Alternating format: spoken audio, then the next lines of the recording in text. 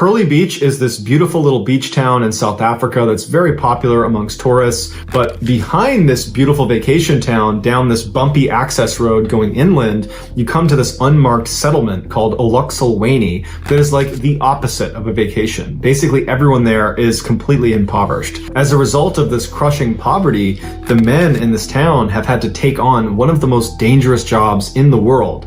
It's called abalone poaching. Abalone are a very rare type of shellfish that are illegal to be captured and sold, but there's this booming illicit market for them. Abalone can only be harvested by hand, and one of the very few places you can find them is on Dyer Island, which is 3 kilometers off the coast of Pearly Beach. In the early morning hours of September 3rd, 2017, a group of Uluxulwane poachers met on Pearly Beach to make their way out to Dyer Island. Now, because they are so poor, they do not have the money to afford renting a boat, and so they swim out to Dyer Island. It takes them about 3 hours to swim out there, and so this particular day, the poachers are pulling up their wetsuits, getting ready for this swim, and they're chatting nervously with each other, doing their best not to talk about the one thing they were all terrified of, which is what's swimming out in that water. One of the men on the beach was a 34-year-old named Zalela, who had taken a break from abalone poaching because of how dangerous it was, but he had just found out his wife was pregnant, and so he needed the extra cash, so he was going with them. South Africa is home to the largest population of great white sharks in the world.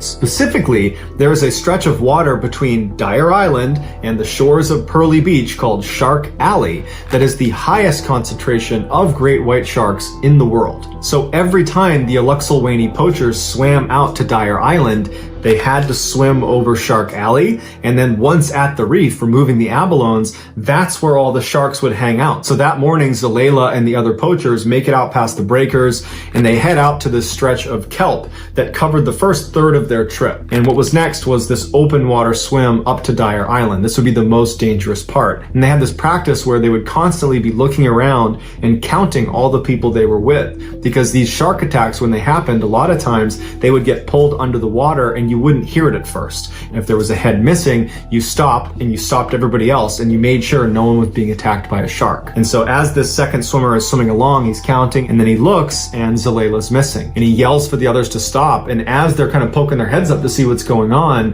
Zalela reemerges in the mouth of a great white shark that is violently shaking him side to side, and Zalela's screaming out, and the other poachers know they can't do anything to help him. And so they turn and they swim as fast as they can, and all they hear behind them is the sudden scream as his face would come out of the water and then go back down again, and the violent thrashing of fins as a feeding frenzy began.